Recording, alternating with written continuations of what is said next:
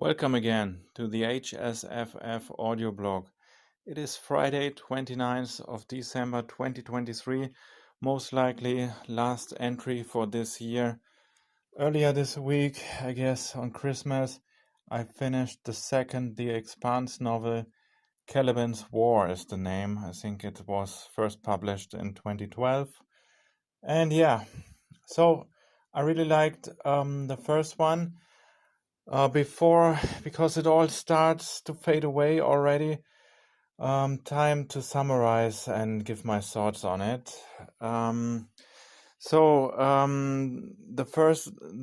Expanse novel, Leviathan Wakes, it left us with Detective Miller heading this proto-molecule thing into Venus. And in the second book, this is always a danger lurking in the background.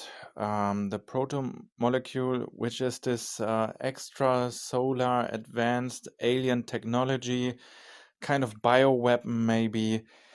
Well, it took hold on Venus and it starts to morph Venus and Venus's atmosphere into something else. Humanity watches from afar from Earth and from Mars, and still the tensions between humanity's different parties continue. We have Earth and Mars and the asteroid belt, and there's the Outer Planets Alliance, OPA, which is related to the asteroid belt and the outer planets. And yeah, well, we have some new characters. Returning characters, of course. It's Holden and his crew, the crew of the Rosinante. We have three new main characters, and these are Sergeant Bobby Draper, Roberta Draper. She's a Marine in the Mars Marine Corps. She's posted to the Jovian moon Ganymede. It's one of Jupiter's moons, and it serves as a kind of a breadbasket, if you're willing, to the outer planets. So this is where the outer planets set up their food production. I don't know, they explain it by having in the moon's orbit several solar mirrors, and it's all working out in the story. But still, it's a contested zone because there's forces from Mars stationed there and forces from Earth. Earth is governed by the United Nations, so we're in the realm of science fantasy already, might say, given how powerless United Nations are in the present reality. On Ganymede we also have a new character, Prax. He's a biologist, doctor. He's in charge, or at least in a leading position there in the food production. And as soon as there's a fighting war breaks out on Ganymede between the Martian and the Earth forces, because some kind of proto-molecule alien is let loose. And everyone is confusing it with the other side, and they just start shooting, and this kind of super soldier, it takes down all of Earth's forces and all of Mars forces as well. Not Bobby. Bobby survives, only survivor.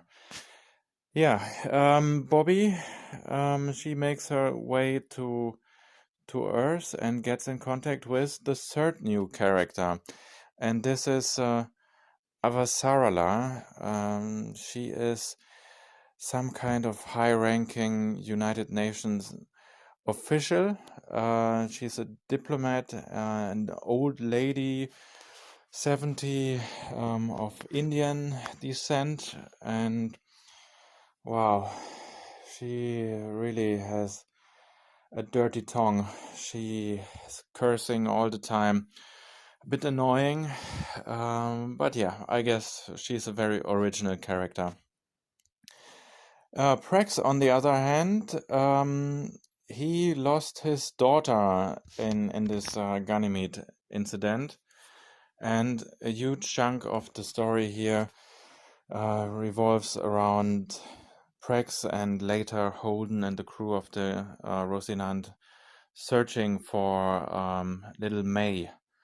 And May, yeah, she's taken by some dubious scientists, so also strong resonance with the first novel. Yeah, lots of plot line here. Won't spoil anything.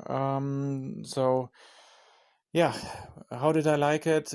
Eventually, it was continuing on the same high level as the first book. I enjoyed it. Unfortunately, I didn't find so much concentration. It really took me long to finish this audiobook.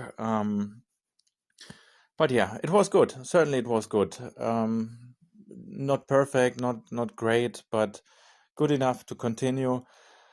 To be honest, for me, more interesting when it comes to science fiction are the let's say these big hard science fiction ideas. We certainly have that in here with the proto-molecule on Venus, and it's all in the background. I guess it will continue and become more important in the coming novels. Yeah, but so far this second one, it was focusing on diplomatic relations between several human parties. It was all good. The new characters are good, honestly. Especially Bobby, I liked. She seemed to be a straight to earth Marine soldier kind of guy, or gal. Yeah, in a way, she was a likable character. Avasarala, a bit annoying to my taste, but she certainly moved the story forward. And Prex, well, yeah, he's the kind of character to sympathize with. I mean, Holden, he's a very value-bound character, and yeah, it's perfect because uh, just finding little May and doing something good, that's right down Holden's alley.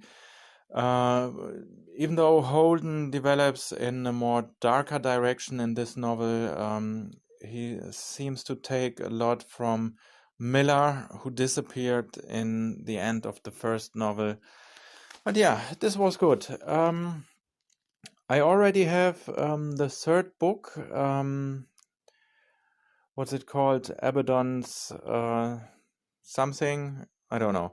I already downloaded it. Will begin soon, but honestly, I just somehow had this drive, this itch to begin my journey to Stephen King's Dark Tower again. So I just, kind of stuffed in between The Gunslinger, the first Dark Tower book, and yeah, I certainly will finish The Expanse book 3, but it is likely that I will digress then. And I read Stephen King's Dark Tower when I was in university over 10 years ago, and I just have the need to revisit the story. I wanted to do so for a long time. I just did it now. All right. Anyway, so that's what to expect, and that's the last podcast for this year. So have a great transition into 2024. Have a good slide, as we say in German, and all the best for the upcoming year. And yeah, so far, thank you for listening, and goodbye till next time.